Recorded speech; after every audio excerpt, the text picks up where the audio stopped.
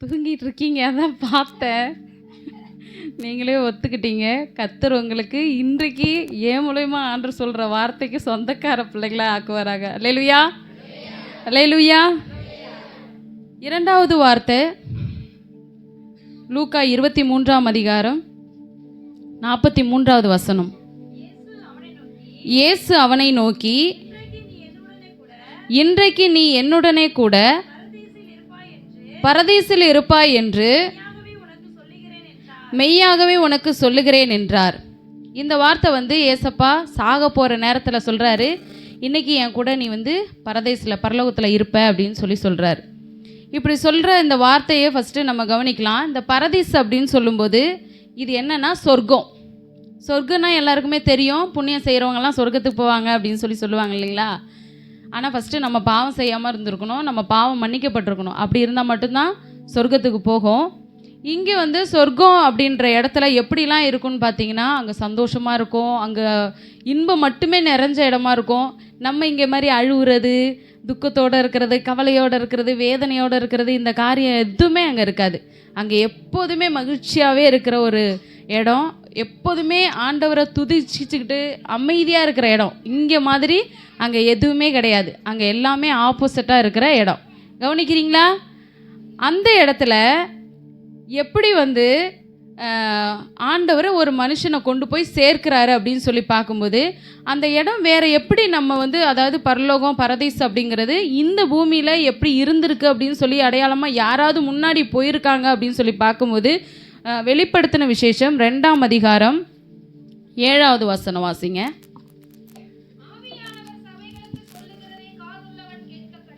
ஆவியானவர் சபைகளுக்கு சொல்லுகிறதை காதுள்ளவன் கேட்க கடவன். ஜெயங்கொள்ளுகிறவன் எவனோ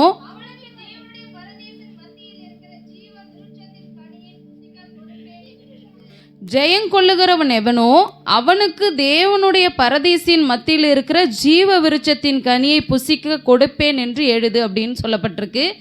இந்த ஜீவ விருட்சத்தின் கனி எங்கே இருந்துச்சு அப்படின்னு பார்க்கும்போது ஏதேன் தோட்டத்தில் இருந்ததா நம்ம ஆதியாகமத்தில் பார்ப்போம். அப்போ ஜீவ விருட்சத்தின் கனி அங்கே இருக்குது அப்படின்னு சொன்னால், இப்போ அந்த ஏதேன் தோட்டம் எங்கே இருக்குன்னா பரலோகத்தில் இருக்குது. அல்லேலூயா, அல்லேலூயா. அதில் யார் போயிட்டு வந்திருக்கிறாரு? இப்போ இங்கே ஜீவ விருட்சத்தின் கனியே இருக்கிற இடம் அந்த ஏதேன் தோட்டம் பரதீஸில் இருக்குது அப்படின்னு யார் பார்த்துருந்தா இங்கே எழுதப்பட்டிருக்கோம் அப்படின்னு பார்க்கும்போது, அதில் ஒரு விசேஷமான ஒரு சீஷர் இருந்திருக்கிறாரு. அவரு தான் யோவான். அவரை பற்றி எங்கே சொல்லப்பட்டிருக்கு அப்படின்னு பார்க்கும்போது 2 கொரிந்தியர் 10ஆம் அதிகாரத்தில் 2 கொரிந்தியர் 10ஆம் அதிகாரத்தில் 12ஆம் அதிகாரத்தில் 2வது வசனம் வாசிங்க. கிறிஸ்துவுக்குள்ளான ஒரு மனுஷனை அறிவேன், அவன் 14 வருஷத்திற்கு முன்னே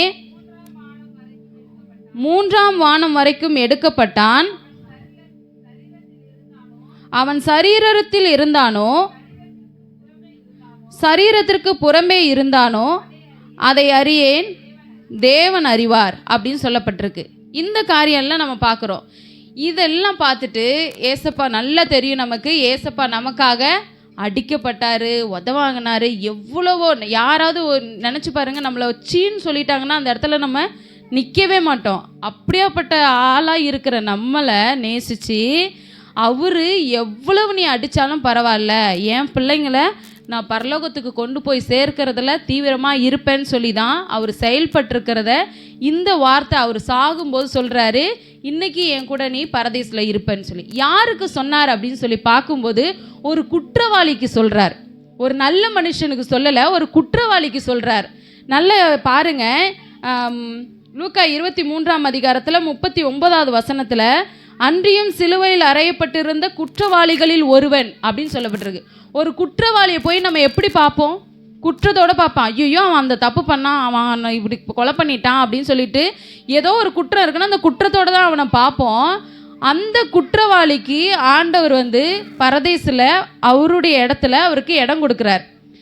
அந்த குற்றவாளின்னு நம்ம சொல்கிறோம். அந்த குற்றவாளிக்கிட்ட என்ன ஒரு காரியம் இருந்துச்சு ஆண்டவர் பரலோகத்துக்கு நேராக கொண்டுட்டு போகிறதுக்கு அப்படின்னு பார்க்கும்போது, அவர்கிட்ட ஃபஸ்ட்டு இருந்த விஷயம் என்னன்னு சொன்னால், அவர் தேவனுக்கு பயப்படுகிற மனுஷனாக இருக்கிறார். 40ஆம் வசனத்துல இருக்கு. அவர் ஃபர்ஸ்ட் எப்படி இருக்கிறாரு?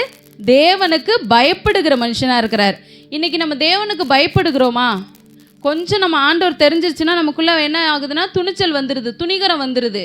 ஆனால் இந்த மனுஷன் தேவனுக்கு பயப்படுகிற மனுஷனாக இருக்கிறாரு. அதனால தான் அவர் கேட்குறாரு, நீ இந்த ஆக்கினைக்குட்பட்டவனா இருந்தும் தேவனுக்கு பயப்படுகிறது இல்லையோ அப்படின்னு கேட்குறாரு.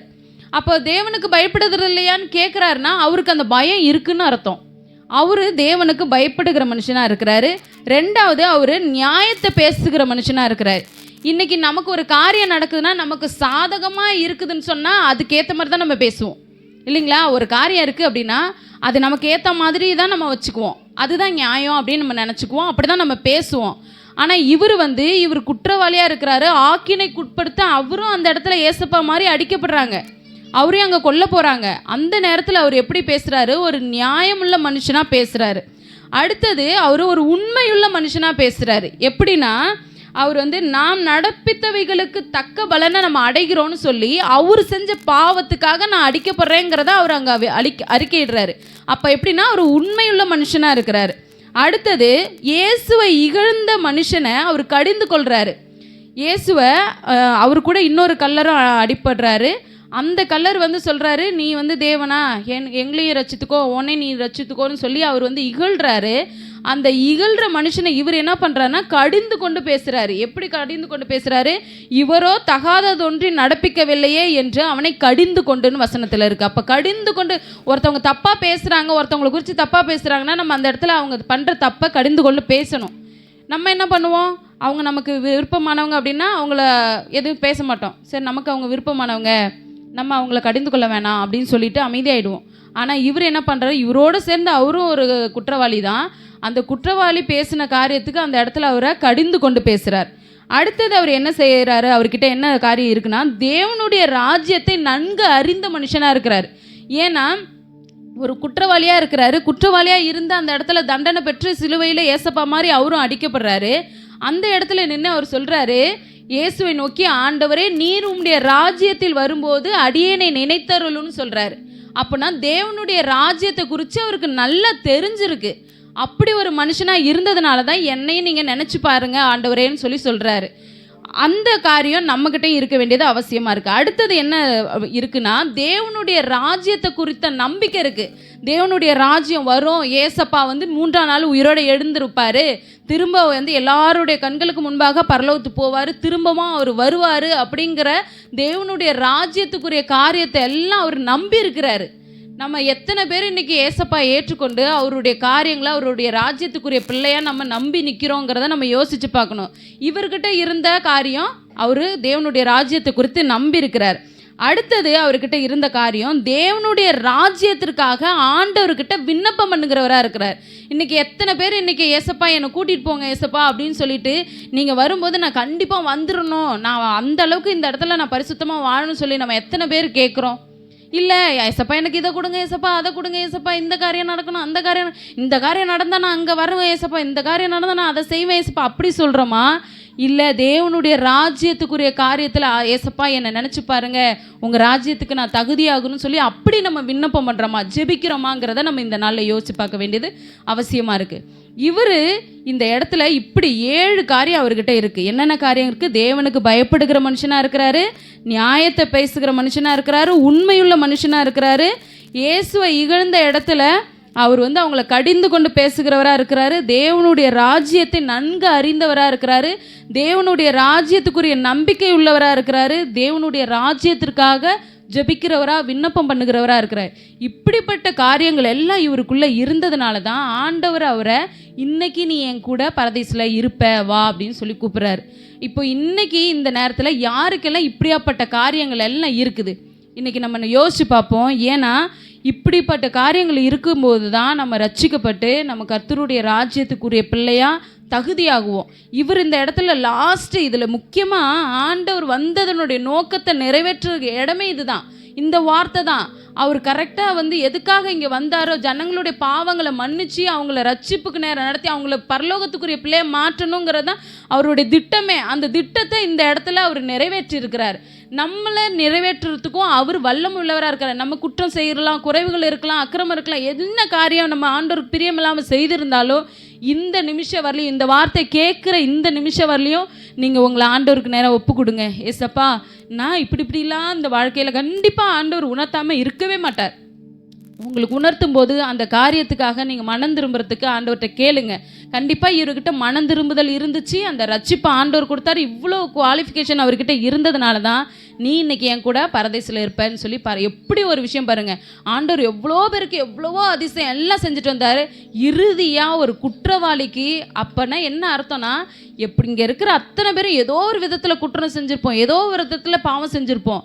நம்மளை கூட அவருடைய ராஜ்யத்துக்குரிய பிள்ளையாக ஏற்றுக்கொள்றதுல அவர் யோசிக்கிறதே இல்லை. ஆனால் அதுக்கேற்ற தகுதிகளோடு நம்ம அவரை நோக்கி பார்க்கிறவர்களாக இருக்கும்போது அந்த வார்த்தை நமக்கு இன்றைக்கி நிறைவேறும். இன்றைக்கி நமக்காக ஜீவனை கொடுத்துருக்கிறார். அந்த ஜீவனை கொடுக்கும்போது இந்த வார்த்தையும் சொல்லியிருக்கிறார். அவரு கூட நம்ம பரதேசத்துக்கு போகிறதுக்கு இந்த நாளில், இவ்வளோ நாள் நீங்கள் எப்படி இருந்திருந்தாலும் பரவாயில்ல, இந்த நாளில் உங்களை நீங்கள் ஒப்பு கொடுங்க. கர்த்தர் உங்களை தேவனுடைய ராஜ்யத்துக்கு உரிய பிள்ளையாய் மாற்றுவார். கர்த்தருடைய நாமம் மாத்திரம் மகிமைப்படட்டும்.